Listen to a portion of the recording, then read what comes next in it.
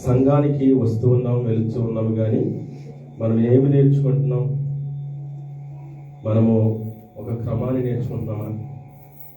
మనం ఏ స్థితిలో ఉంటున్నాం? సంఘం అంటే పరిశుద్ధత కలిగినది, అవునా?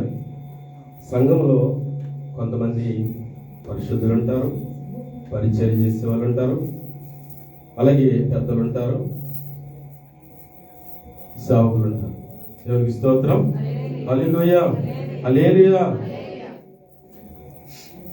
మనము ఏ స్థితిలో మనం ఉంటున్నాం, ఏ కేటగిరీలో మనం ఉంటున్నామో మనం గ్రహించాలి. హల్లెలూయా. చూడండి,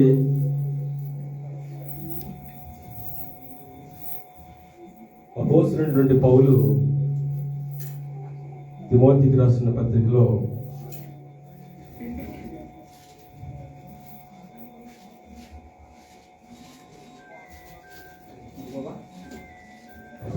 పౌలు మొదటి తిమోతికి రాసిన పత్రిక 4వ అధ్యాయము, మొదటి తిమోతి 4వ అధ్యాయము 6-7 చూడాలి. ఈ సంగతులను సహోదరులకు వివరించడంలా నీవు అనుసరించు వచ్చిన విశ్వాస సుబోధ సంబంధమైన వాక్యముల చేత పెంపారచు క్రీస్తు యేసునకు మంచి పరిచారకుడు అయింది. దేవునికి స్తోత్రం. హల్లెలూయా. ప్రార్థన చేసుకుందాం. మహాపరిశుద్ధుడైన మా ప్రియ పరలోకపు తండ్రి, నీ ఘనమైన నామాన్ని బట్టి వందనాలు ప్రభు. ఇచ్చిన ఈ సమయాన్ని బట్టి నీకు స్తోత్రాలు. పరిశుద్ధాత్మదేవుడా, అయా నిలబడింది నేనైనా ప్రభు, మాట్లాడేది మాత్రం నీవు మాత్రమే తండ్రి. నేను మాట్లాడితే నా జ్ఞానం సరిపోదు, నా ఆలోచన సరిపోదు, కానీ పరిశుద్ధాత్మదేవుడా సహాయం చేయండి. సంఘముతో నాయన నీవు మాట్లాడుతుండగా చెవిగలిగినటువంటి వారు విని దాని ప్రకారంగా జీవించలాగా సహాయం దయచేయండి. పరిశుద్ధాత్మదేవుడా, సంఘం ఎలా నడుచుకోవాలో, సంఘం ఎలా ఉండాలో ప్రభు నాయన నువ్వు నాయన తెలియపరిచి నాయన ప్రతి ఒక్కరితో నీవుండి నడిపించమని ఈ వాక్యం ద్వారా నాయన నిలబడి నడిపించుండగా ప్రభు సహాయం చేయమని యేసుక్రీస్తు నామమున ప్రార్థించడి వేడుకుంటున్నాను తండ్రి. ఆమేన్. హల్లెలూయా.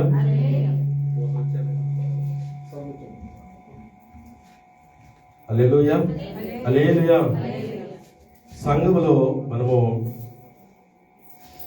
ఇక్కడ ఏం చెప్పారంటే పరిచారకుడు, మంచి పరిచారకులుగా మనము ఉండాలి. మంచి పరిచారకులు. మనం ఏ యొక్క కేటగిరీలో ఉంటున్నాం? పరిశుద్ధులుగా ఉంటున్నామా, లేకుంటే పరిచర్య చేసే వరకు ఉంటున్నామా, లేకుంటే పెద్దలుగా ఉంటున్నామా? అంటే ఇది నేను మాట్లాడుతున్న మాటలు కాదు, కానీ ఫిలిప్పీ పత్రికలో 1వ అధ్యాయము 1వ వచనంలో ఉంటది.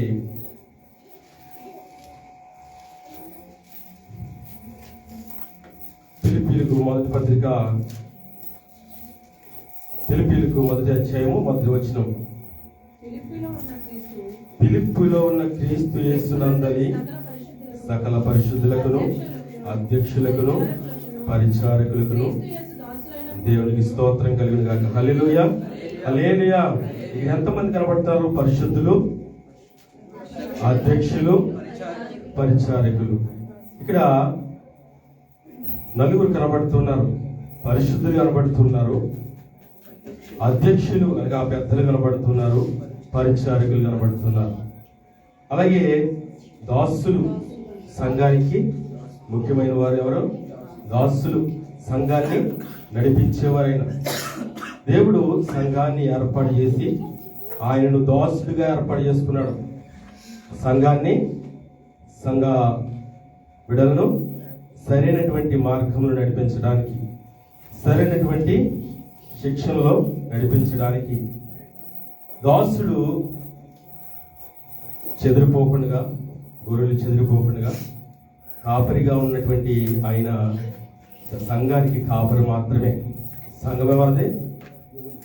దేవునిది. మనము దేవుని పనివారము, పరిచర్య చేసేవారము. కాబట్టి మనం దేవుని సంఘానికి వచ్చినప్పుడు దేవుని సంఘంలో మనము ఎలా వాడబడుతున్నాం, ఎలా ఉంటున్నాం, ఏ స్థితిలో ఉంటున్నాం? పరిశుద్ధుల గుంపులో ఉన్నామా, లేకుంటే సంఘంలో పరిచర్య చేసేవారుగా ఉన్నామా, పెద్దలుగా ఉన్నామా? మనము ఎందుకు వచ్చి వెళ్తున్నాం, మనం ఎలా ఉంటున్నాం? ఒకసారి మనం పరీక్ష చేసుకోవాలి. దేవునికి స్తోత్రం, హల్లెలూయా. అదే మొదటి తిమోతిలోనే చెప్తున్నాడు కదా, 2వ అధ్యాయము 8వ వచనంలో మనం చూసినట్లయితే పరిశుద్ధుల గురించి మరి ఇక్కడ రాయించుకున్నాడు పరిశుద్ధాత్మ దేవుడు. కావున ప్రతి స్థలమందును పురుషులు కోపమును సంశయమును లేనివారై పవిత్రమైన చేతులెత్తి ప్రార్థన చేయవలని కోరుచున్నాను. దేవునికి స్తోత్రం, హల్లెలూయా. ఇక్కడ ఎవరికి చెప్తున్నారు? పురుషులకి ఏం చెప్తున్నాడు? ఏం మానుకోవాలంట? ఏం మానుకోవాలంట? కోపం మానుకోవాలి, సంశయం మానుకోవాలి. నేను ఏం చెప్పాలి ప్రభా అని నేను దేవుడిని అడిగినప్పుడు, ప్రార్థన చేసుకున్నప్పుడు నాకు ఈ మాట మరి తెలియపరుచున్నాడు. నేను ఏంటి ఈ మాట వచ్చిందని నేను అనుకున్నప్పుడు నాలో ఇది నాకే, ఎందుకంటే నేను కోపం ఎక్కువగా తొందరగా కోపపడుతూ ఉంటాను. అది ఆ కోపాన్ని మన పరిచర్య చేసేవాళ్ళు, లేకుంటే ఆయన పని చేసేవారికి కోపం అనేది ఉండకూడదు. ఇక్కడ అదే చెప్తున్నాడు పరిశుద్ధాత్మ దేవుడు అపోస్తలుడైనటువంటి పౌలుని ఏర్పాటు చేసుకుని, కావున ప్రతి స్థలమందును పురుషులు కోపమును సంశయమును లేనివారై ఉండాలి. కోపం ఉండకూడదంట, సంశయం ఉండకూడదంట. ఏముండకూడదు? కోపము, సంశయము. సంశయం అంటే అనుమానం. అంటే సంశయము అనగా మనము అవును కాదు అన్నట్టుగా, లేకుంటే అనుమానంతో మనం ఉంటూ ఉంటాం. కానీ ఇక్కడ అంటాడు కదా, అది ఉండకూడదు. దేవుని సంఘములో వాడబడినటువంటి మనతో దేవుడు మాట్లాడుతున్నాడు కదా, కోపం ఉండకూడదు, సంశయం ఉండకూడదు.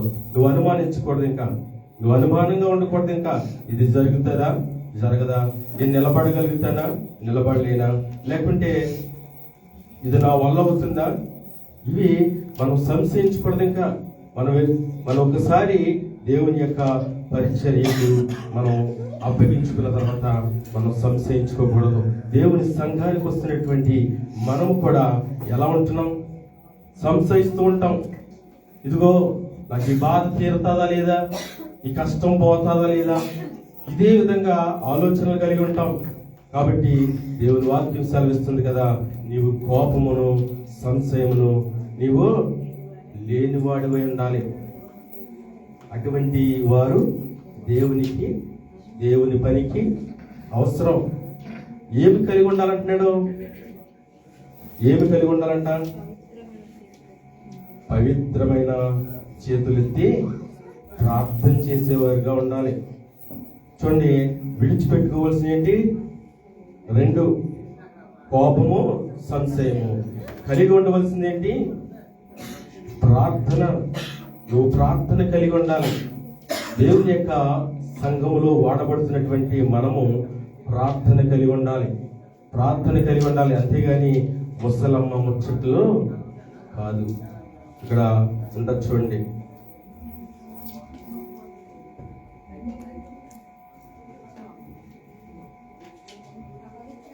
ఇక్కడ 7వ వచనం ఉంది కదా, అపవిత్రములైన ముసలమ్మ ముచ్చట్లను. అపవిత్రమైన ముసలమ్మ ముచ్చట్లు. చూడండి, సంఘానికి వచ్చినప్పుడు మనం చాలా బుద్ధిగా కనబడుతూ ఉంటాం.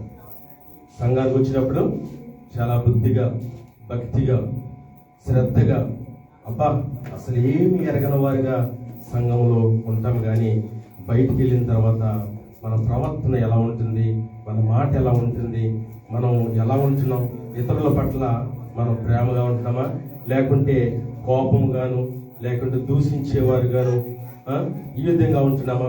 మనం సంఘానికి గత కొన్ని సంవత్సరాల నుంచి వస్తూ ఉన్నాం, వెళ్తూనే ఉన్నాం, కానీ ఏమి నేర్చుకుని మనం వెళ్తున్నాం? దానివల్ల మనం ఏమి ప్రయోజకులం అవుతున్నాం? చెప్పండి ఒకసారి. ఏమి ప్రయోజకులం అవుతున్నాం? నువ్వు ఏమన్నా ప్రార్థన నేర్చుకుంటున్నావా? సంఘానికి వచ్చి ప్రార్థించేవారుగా ఉంటున్నావా? ప్రార్థన చేయగలుగుతున్నావా? నువ్వు ప్రార్థన అనగా దేవునితో నువ్వు ముఖాముఖిగా ఆయనతో సంభాషించుటే కదా. దేవుని యొక్క మందిరానికి వచ్చిన తర్వాత మనము ఏది కూడా బయటిది ఏమి కూడా పక్కవాని కాదు, కానీ ఏది మనలో మనకు కనిపించకూడదు. ఇంకా దేవుని సన్నిధికి వచ్చిన తర్వాత ఆయనతో మాత్రమే మనము సమాధానంతో, ఆయనతో మాత్రమే సమాధాన పడాలి. దేవునికి స్తోత్రం కలుగును గాక. హల్లెలూయా, హల్లెలూయా. అలాగే ఇక్కడ 9 చూడండి, స్త్రీలతో కూడా చెప్తున్నాడు. మరియు స్త్రీలను అనుకువయు స్వస్థ బుద్ధియు గలవారయుండి తగు మాత్రపు వస్త్రముల చేతనే గాని జడలతోనైనను బంగారముతోనైనను ముత్యములతోనైనను మిగుల వెలగల వస్త్రములతోనైనను అలంకరించుకొనక. దేవునికి స్తోత్రం. ఏం అలంకరించుకోకూడదంట?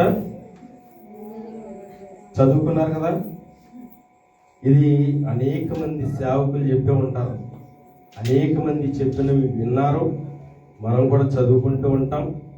కానీ ఏది చేయొద్దన్నారో, పరిశుద్ధ గ్రంథంలో ఏది చేయొద్దన్నారో అది చేయకుండా మనం ఉండలేం, అదే చేస్తాం. ఇక్కడ ఏం చెప్తున్నాడు? అనుకువగా ఉండాలి, స్వస్థ బుద్ధి కలిగి ఉండాలి. ఇక్కడ తగు మాత్రపు వస్త్రం, మనకు ఉన్నదే మనకి ఎంత ఉందో అంత మాత్రమే. అంతేగాని కొంతమంది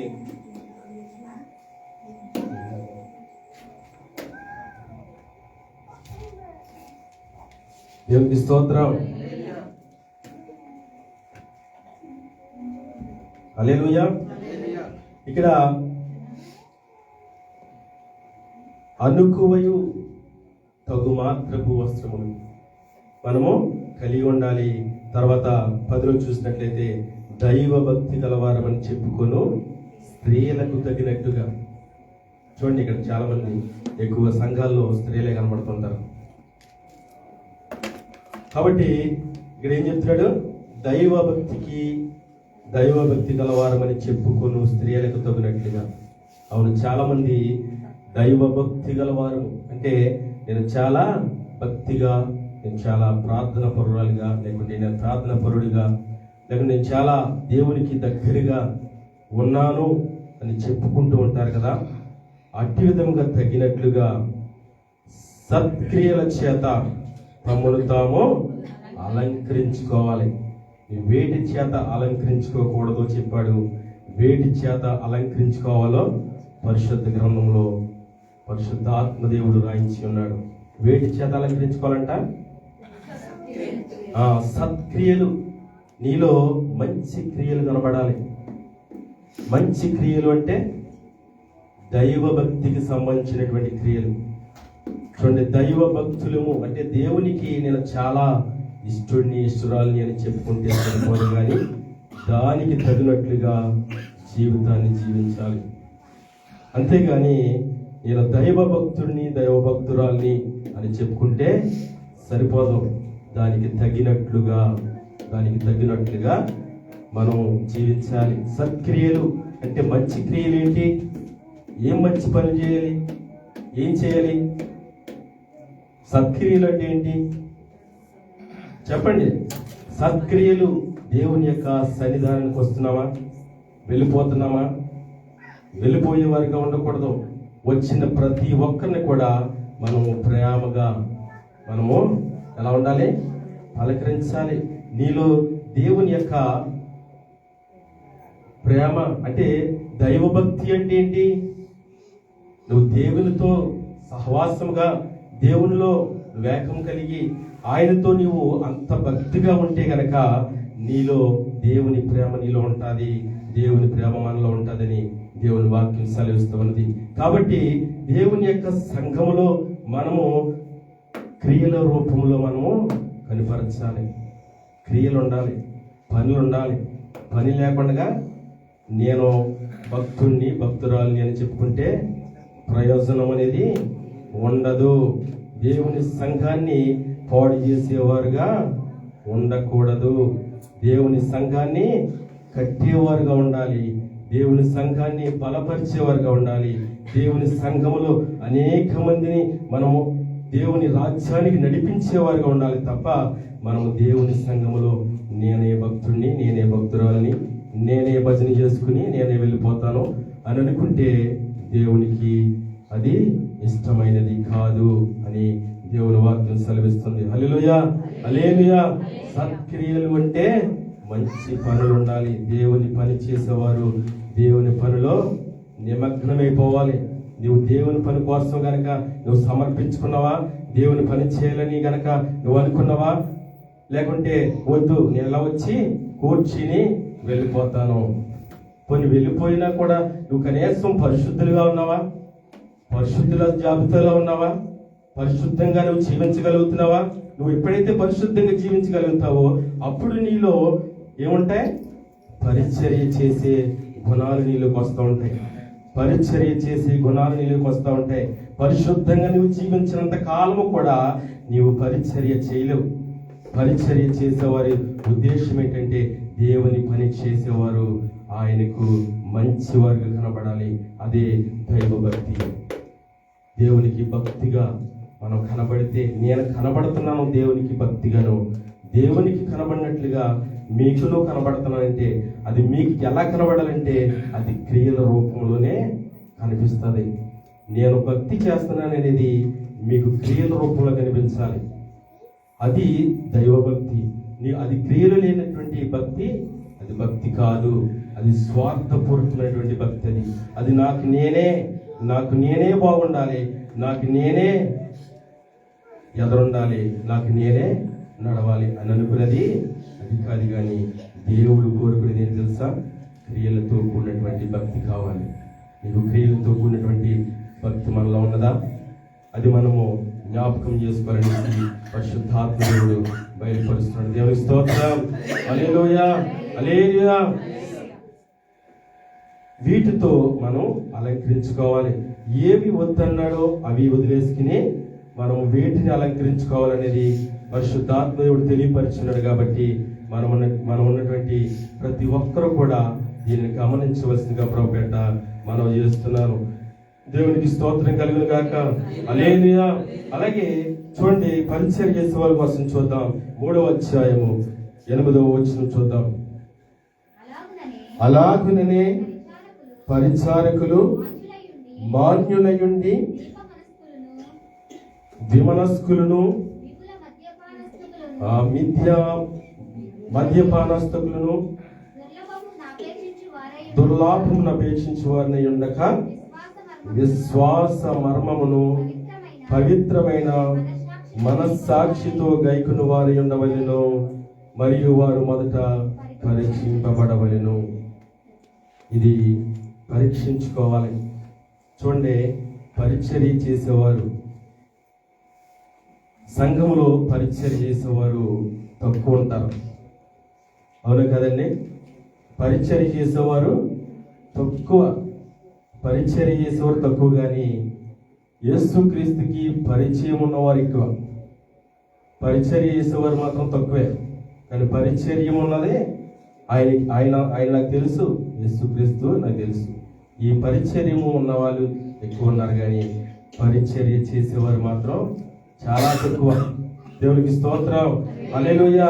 అందుకే అంటాడు, అలాగునే పరిచారకులు మాన్యులై ఉండి విమనస్కులు అంటే 2, ఇక్కడ చూడండి ఫుట్నోట్లో 2 ఉంటుంది. 2 నాలుకలు గలవారు, 2 నాలుకలు గలవారు. పరిచర్య చేసే వారిలో ఏముండకూడదు? 2 నాలుకలు గల మాటలు. అంటే 2 రకాలుగా మాట్లాడుతూ ఉంటారు. ఇదిగోండి వచ్చేస్తున్నాను సార్, ఇప్పుడు వచ్చేస్తున్నాను, ఇదిగో వచ్చేస్తున్నాను, ఇప్పుడు వచ్చేస్తున్నాను, నువ్వు వచ్చేస్తున్నా అంటే వచ్చేస్తానని చెప్తాడు. ఇంకెక్కడ దారిలో ఉన్నాడు. అంటే ఉన్నది ఉన్నట్లుగా, అంటే ఒకే మాట. మనకి ఏముండాలి? ఒక్క మాట. దేవునికి నువ్వు పరిచర్య చేసేవాడు అయితే ఒకే మాట.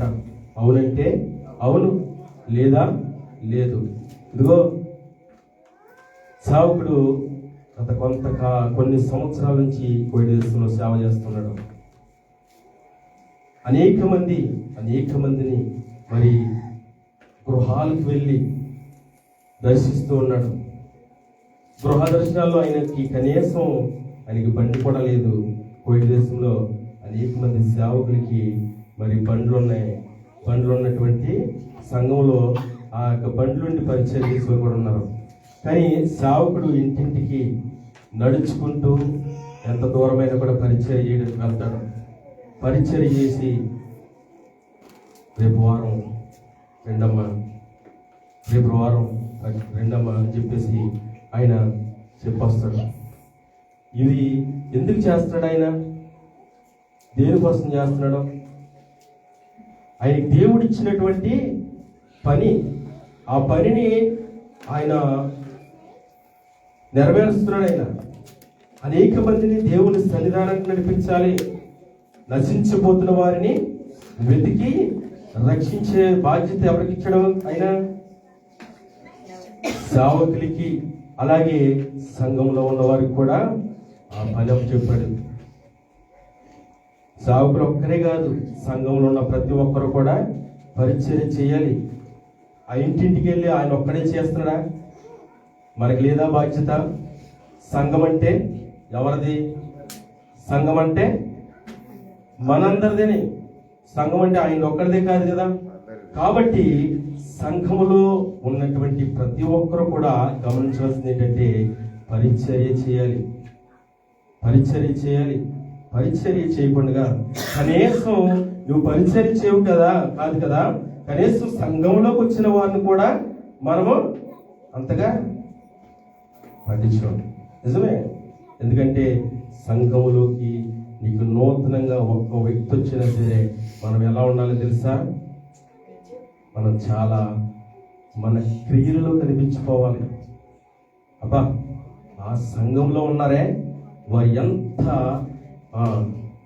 దేవుని యొక్క పరిచర్య అంటే అది, దేవుని పరిచర్య అంటే అది.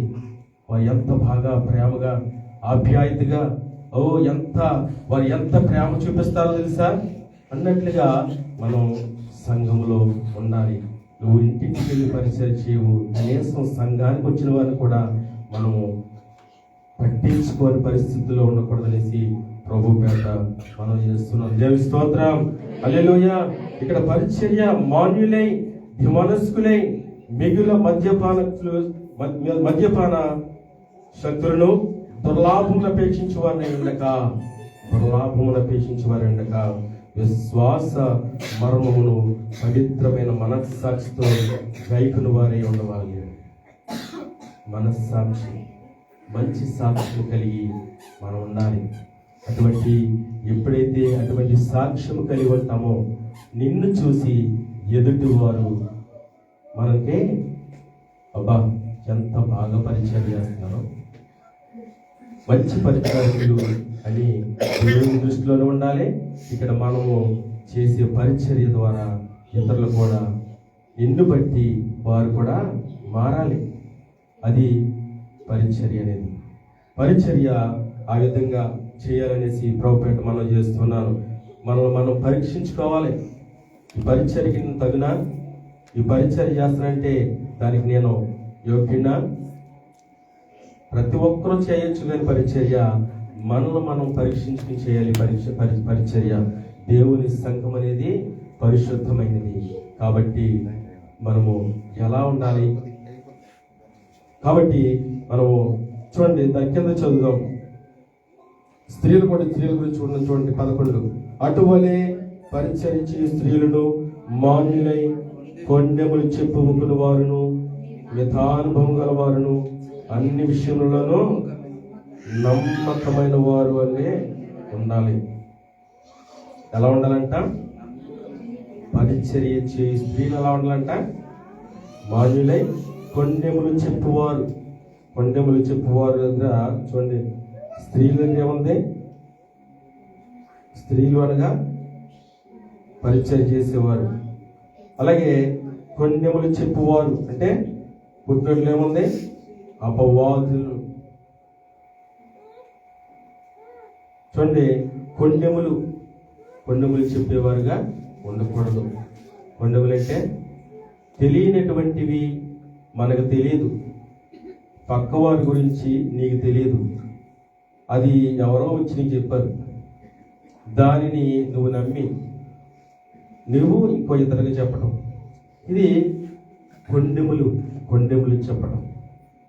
ఇవి మనకి ఉండకూడదు అని పరిశుద్ధాత్మదేవుడు మనకి తెలియపరుస్తున్నాడు. కాబట్టి కొండెములు చెప్పువారుగా ఉండకూడదు, విధానుభవం నాకే తెలుసు అన్నట్టుగా ఉండకూడదు, అన్ని విషయంలో కూడా నమ్మకముగా ఉండాలి. దేవుని పరిచయం చేసేవారు నమ్మకముగా పనిచేయాలి. దేవునికి స్తోత్రం కలుగును గాక. పరిచారికులు ఏకపత్ని పురుషులను, తమ పిల్లలను, తమ ఇంటి వారిని బాగుగా ఏలువారని ఉండవలెనని ఇక్కడ రాయించున్నాడు. చూడండి, ఎలా ఉండాలంటే పరిచారికులు ఏకపత్ని పురుషులు. ఇక్కడ చూడండి, సంఘ పెద్దల విషయంలో కూడా సంఘ పెద్దలు కూడా అదే మాట రాయించున్నాడు. ఇక్కడ 3వ అధ్యాయం 2వ వచనం చూసినట్లయితే, అధ్యక్షుడకు వాడు నిందారహితుడును, ఏకపత్ని పురుషుడును, విధానభవుడును, స్వస్థ బుద్ధి గలవాడును, మర్యాదస్తుడును, అతిథి ప్రియుడును, బోధింపదగిన వాడినై ఉండి మద్యపానం కొట్టువాడు కాక సాత్వికుడును, జగనమాడిన వాడును, ధనాపేక్ష లేని వాడునై సంపూర్ణ మాన్యత కలిగి తన పిల్లలను స్వాధీనపరుచుకొనుచు తన ఇంటిని వారిని బాగుగా ఏలువాడినై ఉండవలెను.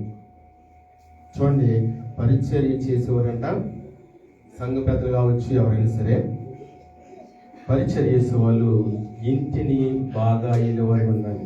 మొదట ఏం చేయాలంట? ఇంటిని బాగా ఏలాలి.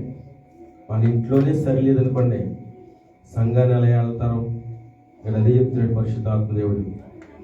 ఇంట్లో నీవు సరిగా ఉండకుండా, బిడ్డలతో సరిగా ఉండవు, భార్యతో సరిగా ఉండవు, భర్తతో సరిగా ఉండవు, పిల్లల మధ్యన లేకుంటే ఒకరికొకరికి పొత్తులుండవు, కానీ దేవుని పరిచర్య చేయడానికి వచ్చేస్తూ ఉంటారు.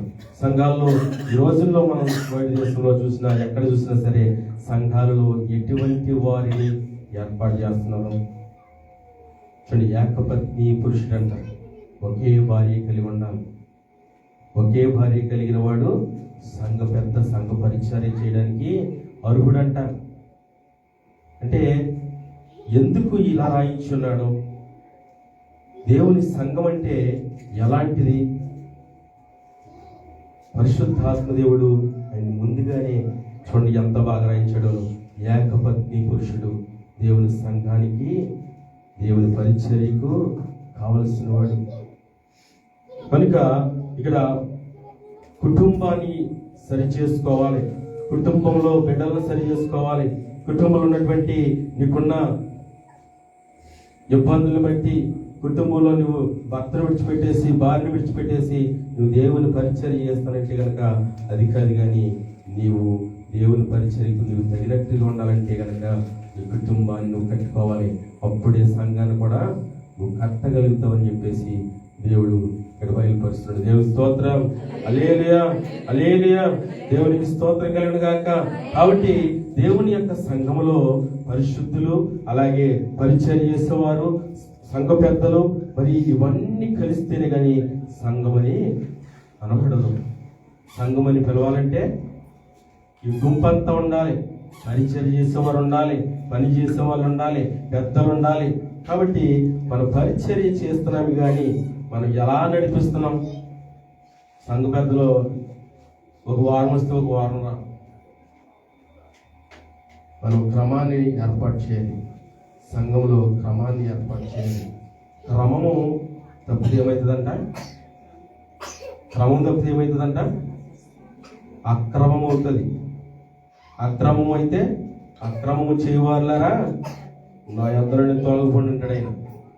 అక్రమముగా మనం సంఘము నడిపించకూడదు. సంఘాన్ని నడిపించినప్పుడు క్రమబద్ధంగా నడిపించాలనేసి పరిశుద్ధాత్మ దేవుడు మనతో మాట్లాడుతూ ఉన్నాడు. కాబట్టి సంఘ పెద్దల విషయంలో కావచ్చు, పరిచర్య చేసేవారు కావచ్చు, పరిశుద్ధులుగా ఉన్నవారు కావచ్చు, ఈ రోజున నిన్ను నువ్వు పరీక్షించుకుని నిన్ను నీవుగా ఆలోచన చేసుకో.